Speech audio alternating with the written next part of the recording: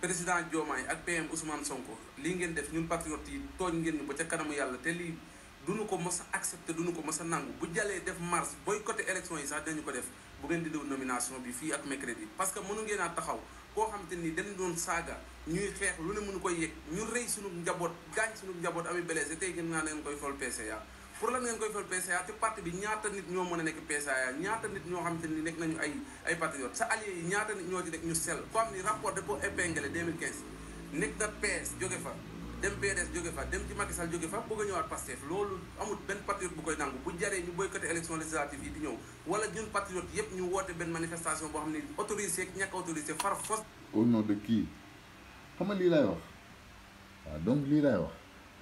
waaw ku toog naan ay boycotté ay élections yi c'est parce que vraiment tu n'as absolument rien compris xanaa nag ngir yàlla ak yonent bi du Samba Ndiaye mooy tax nag ñu yàq suñu non mais attends du ex ba fii nag ñii nag nañu war a wax focus waaw ñii nag lañu war a wax focus. demi mars pour ngeen di Samba Ndiaye bi ngeen fol saaga bu ko jëlee saaga na ko président Ousmane Sonko lu ne mu yëg ko parti. ma ne pour ma gëm que ni vrai patriote mooy taxaw di wax naan ay dañuy boycotté ak ay dañuy nu ma votéel Pastef ak ay damay bàyyi Pastef ak ay damay bàyyi projet ndax Samba Ndiaye man mënuma gëm que ni un vrai patriote depuis boobu noonu ba léegi dina wax loolu noonu ndax Samba Ndiaye mi man gëwma ko man j'y crois pas en tout cas ak lu waay mën a wax nu ko waay mën a waxee nu ko waay mën defee man gëwma que ni patriote dina waxee nii man Ndiaye maa ko gëm te am naa ci le plein droit waaw kon boog gëm naa que ni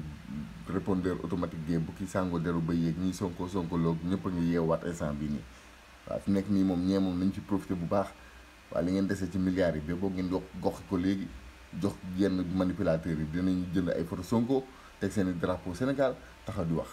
waaw je n'accuse personne nag ñii du ni kii may filmé nii par exemple moom lay waxal waxul loolu mais damay profité ci ay waxam bu dee patriote la nag dëggantaan boo xam ne moom vraiment il a voté il a xam nga Sonko la àndal ba fii Pastef la àndal ba fii ba pare di waxee nii ma xam ne kon xanaa daam lu muy jël di ko nëbb quoi waaw donc muy noonu loolu patriote du réagir nii d'un coup waaw nee naa leen na Ousmane Sonko transformé wu léegi doon na jël gouvernement bi yëpp yóbbu fa waa APR ngeen xool na Bassirou Diomaye Faye léegi wàccee Sonko léegi jël waa APR ñëpp jël Macky Sall def premier ministre ngeen xool ndax patriote dëgg dina flancher wala dina lâcher ndax patriote dëgg dina bàyyi wala muy jël la dur di ko sëbe ci bi bopp nit ñi duñu bàyyi on va aller jusqu'au bout nos frères sont morts pour ça waaw du ce petit Samba Ndiaye la mooy ñëw ñun ñu war a abandonner lépp d'un coup on ne va pas le faire donc Sénégal ngir yàlla attention maytul leen ma ñii maytul leen ma xeetu wax yi surtout nag pire encore bu nekkee ay dëgg patriote lañ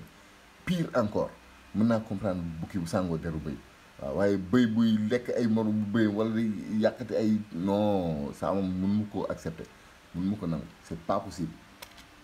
parce que Moussa Bala Fofana jóge fee naa fol ko PCA ngeen naan leen koy fol loolu amul benn patriote bu koy nangu boo xoolee ca suba ba léegi patriote yëpp a mer te loolu la ñuy exister mu démissionné wala président Diomaye bu démissionné wu nga dàq ko ca alba ñun soxlawuñu transhumant soxlawuñu ko ak Macky Sall. salaam. fii nag tata même na Bousso war a waxee jaamu yàlla yi waaw fii nga war a waxee na ak sa njabootu tata même na Bousso waaw wax leen c'est pas non ça se passe pas comme ça quoi waaw loolu moom foog ñu teel ko xam teel a xam ni taxawee suñu xol neexul amul benn xol bu neex dëgg la waaye man ne du ma ci mere Sonko du ma ci mere Diomaye du ma ci mere Pastef je vais voter Pastef loolu moom c'est sûr et certain parce que xam naa enjeu yi lan la lii yàlla bu ko lii ñun ñëpp bu ñu jógee di ko doxee billaahi wallaahi wa taalaahi yàlla dinañu teg lu metti loo xam ne ñun suñu bopp nañ ko regretté dinañ leen a nekk Sénégalais yi vraiment ñii ils n'en valent pas le coup quoi dinañ non mais kon yoo xam ne dëgg quoi tamit am loo xam ne nag waruñu ko seetaan waruñu ko nangu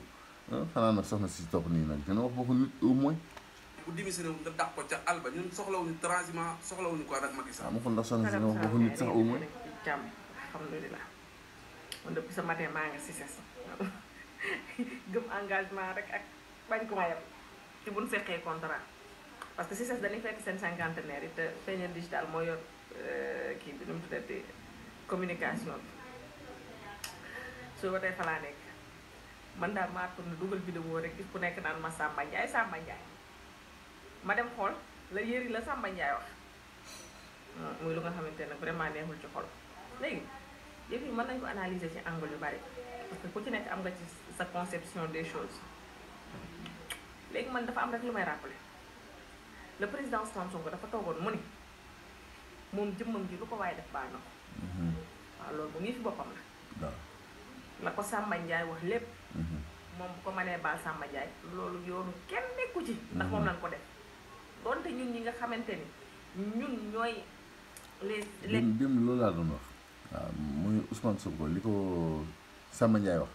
Sonko jégal na ko Sonko mënutul delluwaat ginnaaw naan ay non xam nga li ma waxoon moom loolu jeex na Sonko li ko Adji Sarr fenal ngeen jégal ma Sonko li ko ñi toog ci plateau bi yëpp waxal ñooñu ñëpp li ñu def yàq Sénégal loolu jégal na ko loolu moom la c'est sa personne quoi ku ko jamono paaka tamit jégal na la loo ko mënti woon waxal ci lu bon Sonko jégal na la moo ko wax publiquement Macky Sall mu ko def moom jégal na ko moom moo ko wax publiquement Sonko maanaam bu ñu rayoon doomam ci boppam sax jégale na loolu moom moo ko wax publiquement te mënatu ci dellu ginnaaw ilaa yawmi diin waaye dafa am loo xam ne ñun ñoo ko moom ci Sonko dafa am loo xam ne Sonko moom ko ci boppam kii Samba Ndiaye bi mu taxawee li mu doon wax noonu wax ko woon Sonko loolu mën nañ koo séparer boobu du woon Sonko la doon tooñ ñun la doon tooñ léegi nag li ci Sonko amoon wàll Sonko jégal na ko ba pare li ci des nag ñun la Sénégal ñun la peuple te ñun moom Sonko laaj nañu ñu ne ko ñun baalewuñu waaw donc loolu moom am na quoi donc léegi am na foo xam ne nag effectivement waaw balaa ñoo fal yenn nit ñi il faut ñu làmb suñu xol yi ñun ba noppi il faut ñu xool suñu xol yi te Sénégalais yi dofuñu ñaata nit nañ fi nommé ñaata nit nañ fi kii mais pourquoi kii créé bruit boobu noonu pourquoi parce que il a touché notre chair dafa laal suñu âme loolu lay wax ci waaw loolu noonu nag mu laal ci Sénégalais bu nekk non loolu Sonko moom ko ñun Sénégal ñun ñoo ko moom waaw waaye nag du tax nag tey nag ñuy naan ay dañuy bàyyi projet bi ay dañuy nare projet bi ay yu kenn xamul loolu warul tax come on man. les militants de Pastef wax ji métti nañu woon lool mais dafa am lu nga xamante ne nag moom moomu ko. waaw ok parce que Samba Ndiaye dama gis benn ci kii xam nga indien yu ndaw yi nag moom danoo garaaw lañu ciy tudde woon indien yu ndaw yi te li ñuy wax ñoo financé projet bi ñoo ko fal te ñoo koy aar. aar boobu nag lépp lu mu laaj pour ñu def ko dañ koy def parce que projet bi dafa laaj bakkan nit ñi joxe bakkan mu laaj kaso nit ñi tëdd kaso mu laaj ñu daggi tànk daggi loxo daggi nit ñi joxe ko ndax lan ngir projet bi aboutir donc ñi nga xamante ni nag ba bakkan ban waree laaj bakkan ña doon jëli bakkan képp ko ca bokk nit ñi duñ la accepté ñu dugg si projet bi loolu xel sax da koo nanguwut yenn wul maanaam nit it mënu ko nangu parce que gis nga góom bi Macky Sall def ci xol nit ñi ba tey ji góom boobu dañut léegi nag kaaw Samba Ndiaye le président Ousmane Sonko mën naa baale mais dafa am benn publication bu ma gis ñu capturé ko génn woon ko mu taxaw mu ni te loi d'amnistie yàggul bi ñu wax loi d'amnistie Samba Ndiaye da il a été catégorique nit ñi waruñoo génn ba tuumaal ci ay nit ñu ni ñooñu ñoo taal biisu Yaraax parce que biisu Yaraax ba ku ne gis na mu demee ñu créé seen scandale créé seen liste taal ko ba pare jiñ ko ay nit tëj leen ci kaso Samba Ndiaye taxaw ni loi d'amnistie warul am muy Samba Ndiaye moom affaire may mën a ndu fay am mu jiñ ko patriote yi ca la leen waxaale sax biisu kii ba Yaraax kon loolu ba tey jii ginnul ci xolu patriote yi léegi nag dafa am lu nga xamante ni si moom la président Ousmane Sonko waxoon ñu nangul ko lool mu ni nguur gii képp ku am compétence ngir gérer poste de responsabilité mën na la ko jox mais nag dafa am yu nga xamante ni si c'est contre nature waaw parce que nag Samba Ndiaye ëpp fi xam-xam ay nit ba tax mu taxawoon côté bële wax lu ko neex man je sais même pas par quel moyen lu duggee ci coalition Diomaye parce que man gis naa publication bu mu def su ma juumul le 3 juillet xam nga le 28 juillet 2023 entre temps lu moom kañ la fi dugg si biir coalition Diomaye nag moo changé entre temps ba mu ba fa loola dugg ci biir coalition Diomaye je sais pas par quel moyen il est entré dans la coalition et par le biais de qui donc xaw ma ko waaye nag coalition Diomaye président ba muy am ñee ña nga kaso kon lu bari échappé woon na leen ci léegi nag ña nga xamante ni ñoo indi ay nit di leen dugal ci parti bi nan xool ña nga xamante ni noonu la ñuy indi mu am leneen lu nga xamante ni si daf fi amoon le président Ousmane wax ko mu ni képp ku nga xamante ni si am nga compétence say loxo set mën ngaa ñëw dugg ci gouvernement bi boo fi mënee boo fi amee mën na la fay jox poste de responsabilité mais Samba Ndiaye ay loxoom dafa setut ndax rapport da ko épinglé en 2015 mi ngi ci rapport yaa ngi fi ku dem ci net bi gis ko kooku kon ay loxoom setut warul mën a dugg ci nguur gi nga xamante ne dañu da ngay jubal jubbanti kooku ay loxoom setut dañoo xamante dëgg léegi nag da ci des yow Samba Ndiaye ni Ndiaye Samba yow laa koy wax am na lu nga xamante ne bu la ko sa fit may sax sa ngor waru la koo may waaye ngor nañu wax nag ngor j'espère que am na ngor kon waaw parce que lii moom man di lii bu nekkoon man damay gas suuf si dugg ci kenn doot ma gis waaw am na loo xam ne lu jug nii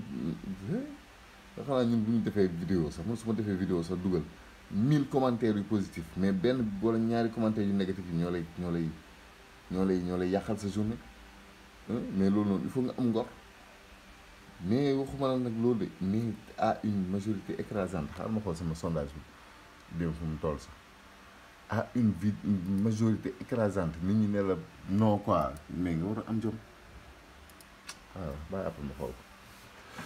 ko naan war na sori waaw mais daal en tout cas ngor moom mooy tere nit yenn affaire yi waaw mais man dépassé naa Samba Ndiaye instant yi maa ngi ci patriote ngir yàlla ak yonente bi di yeneen xeetu patriote kii li mu wax moom wax nit la waaw leeral na lépp waaw lii moom ça va pas tomber dans l'oreille d'un sourd bu ngi noonu leeral na lépp waaw mais bu ñu nangu benn patriote taxaw fii maanaam bu Bassirou Diomaye Faye le président de la République ci boppam bu taxawoon naan ay non dañuy bàyyi Pastef parce que kii ju fal suñ ko dindiwul balaa nekk di exiger moom ci boppam nii mu ngi nii moom ci boppam bu taxawoon di wax loolu noonu ñu bakko fi moom jël ko teg ko de côté àggali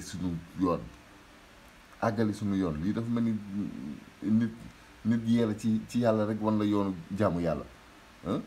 après moom bu ko gisee ca baar ba muy naan sàngara ak weddi ñun li ñu xam-xam nañ ko ba noppi li ñu yëg nañ ko ba noppi soit dañ koy sauver sax moom ne ko kaa ñu ànd nag ba àgg ca yàlla soit ñun ñu bu demul ñu ba ko fa eggal suñu yoon projet bi nag noonu la demee c'est un projet de développement boo xam ne mooy defar Sénégal ñii nga xam que ni ci ñoom la ko yàlla jaarale ñoom seen bopp bu ñu bàyyi woon projet bi ñun lu ñu bàyyi waaw donc bu ñu leen accepté ay quelques jadine par ci par là jóge fii ñëw naan ay non damay bàyyi projet bi parce que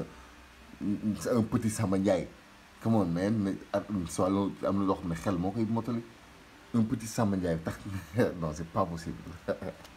taxawoon di leen jiite terroriste ña nga taxawoon bu say pexe juboon ñii duñu génn prison bay yor réew te loolu lépp xamoon ngeen Macky Sall dëgg ko ci yoon ngeen ko cay appuyer ñooñu buñ la joxee poste de responsabilité ne la kaay doxal sa ngor waru laa may sax na nga dem di doxal poste de responsabilité boobu waxuma laa na ngay def communiqué di gën a maka sant bi ngeen di ñëw ci coalition bi man li ma jotoon a dégg mooy da ngeen di ñëw sans condition nit nag boo ñëwee sans condition waruñu la jël dara di la ko neexlee déedéet sans condition ngeen ñëwee woon beneen bi comment dire en tout cas daal waaw daa ko bañ a guddal sax waaw maa ngi tub sax li muy gudd nii mais nañ bàyyi xel nañ leen bàyyi xel waaw lii c'est juste benn erreur benn xam nga Sénégalais yi wane nañ seen naxar gis nañ waaw man gëm naa que ni nos dirigeants vont nous entendre ils vont entendre notre voix waaye nag warul tax benn yoon ñuy semer le doute ci bopp nit ñi warul tax benn yoon ñuy génn ci focus boobu noonu un vrai patriote du wax mukk naan damay bàyyi Pastef ndax léegi na Pastef fal Iblis du tax ñun ñu bàyyi Pastef parce que xam nañ fañ jëm waaye nag bu nekkee fal bu mu fal Iblis neexuñu dinañ leen ne kat lii ngeen def nii kat ñun di neexuñu ñoom na bu nekkee dinañ xool ci ñun le peuple dinañ soppi mbir gaaw le plus rapidement possible waaye duñ leen fi toog jiital leen ba pare leen fa xasal ñu loolu duñ ko def dañ leen woon nag lu ñu neex ak lu ñu naqari te Samba Ndiaye mii moom on dit à l'unanimité non à l'unanimité man moom je suis parfaitement d'accord à 1000%. C'est non ba fa non yam ça n'a rien à voir kii liggéeyal nguur gi ça n'a rien à voir ak li ko Sonko jéggal ou pas nguur gi ñun ñoo ko moom quoi dafa am loo xam ne alalu mbooloo la ñun ñooy borom te bëgguñu moom mu bokk ci ñi nga xam ne day jël loxoom yu tilim yi nii di ko teg suñu alal lim ñu def ak ay ñoñam moo ngi fi ba tey ay kàddu moom moo ngi fi saagawul Sonko Sénégal la saaga traité wu Sonko ci lu bon ñun la ko traité ñun Sénégal bu nekkee nag dañ ko war a tànn pour mu liggéeyal ñu ba pare ñun nag njaboot gi ñun Sénégal nee nañu bëgguñu mu liggéeyal ñu donc moom na am ngoru sax démissionné au moins waaw wala boog rek mu jaay ñu doole mu jaay askan bi doole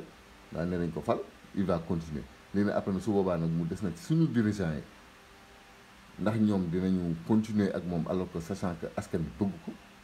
ou pas bu nekkee ñoom seen bopp ils ont décidé de continuer ñun nous allons voter quand même Pastef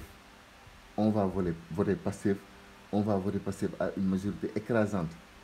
di ñaan yàlla nag ñu bañ ñu faa dugalal ay député comme yoo xam ne comme waa ji mel nii waaw su boobaa moom waaw yaa ni yàlla jégal de su boobaa moom du ma ne kenn bul wax liy projet su boobaa man sax bopp damay abandonné Sénégal moom su boobaa moom waaw yàlla nañ ci yàlla musal jàmm waaw donc on a besoin d'hommes intègres ñoo soxla ay nit yoo xam ne wax dëgg yàlla waaw mosuñu fee toog di tàngal xolu nit ñi kii moom ñu faloon sax xanaa Californie ko gënoon donc muy noonu kii ay wax yu bon yi mu wax démb non suñu président suñu premier ministre suñu gouvernement ñoom ñi nga xam que ni waaw am nañu ndogal boobu ñu ngi taal suñu loxo di leen ñaan waaw ngeen dimbali ñu ci rek ndax suñu xol yi fii xaat entre démb ak tey moom wax dëgg yàlla waaw je pense que c'est la première fois ñu am genre xeetu métit yi depuis boobu quoi waaw yàlla na yàlla musal te musal Sénégal ci xeetu nit yi waaw